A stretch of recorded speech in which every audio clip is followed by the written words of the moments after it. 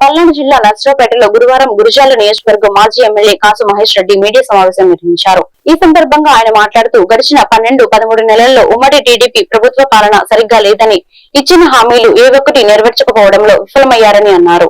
Bangarupalem market యార్డుకు Palamaner నియోజకవర్గం నుండి రైతులు రాకుండా అడ్డుకోవడం దారుణమని అన్నారు. మామిడి రైతులు రాకుండా బంగారుపాలెం వ్యవసాయ మార్కెట్ యార్డులో 116 దుకాణాల యజమానులకు పోలీసులు నోటీసులు ఇవ్వడం దారుణమని కాసు మహేష్ రెడ్డి తెలిపారు. 12-13 నెలల్లో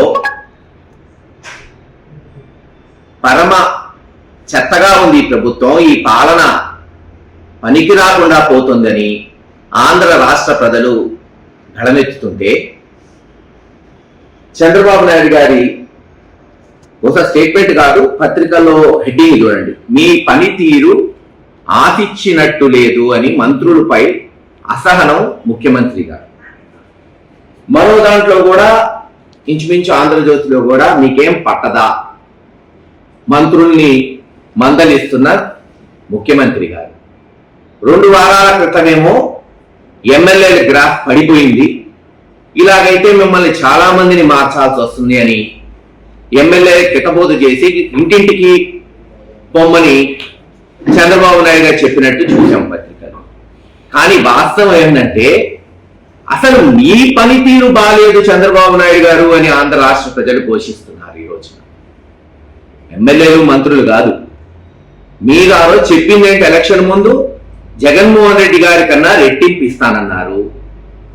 ఒక్కొక్క మహిళకి నెలకి 1500, సంవత్సరానికి 18,000 ఇస్తానన్నారు. ఏదో డబ్బు చెప్పండి, 13 నెలలు అవుతుంది. ఎప్పుడు ఇస్తారు, ఎప్పుడు మొదలు పెడతారు తెలీదు.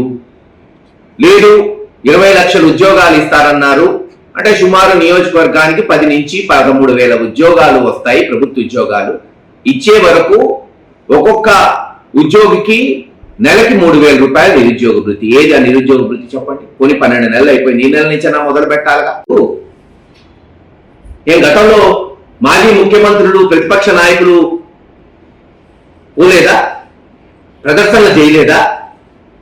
ప్రభుత్వాన్ని నిలదీయలేదా? ఎప్పుడన్నా ఇలా రాశారా పత్రికలు? లేదు, ఇన్ని ఆంక్షలు పెట్టారా?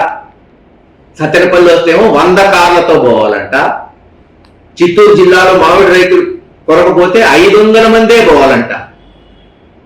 ఒక మాట బానే అన్నాడు అచ్చెన్నాయుడు గారు, వస్తున్న వ్యక్తి మామూలు వ్యక్తి కాదని. ఎస్, మేము అదే చెప్తున్నాం. ఇప్పటికన్నా గ్రహించండి జగన్మోహన్ రెడ్డి గారి బలగం.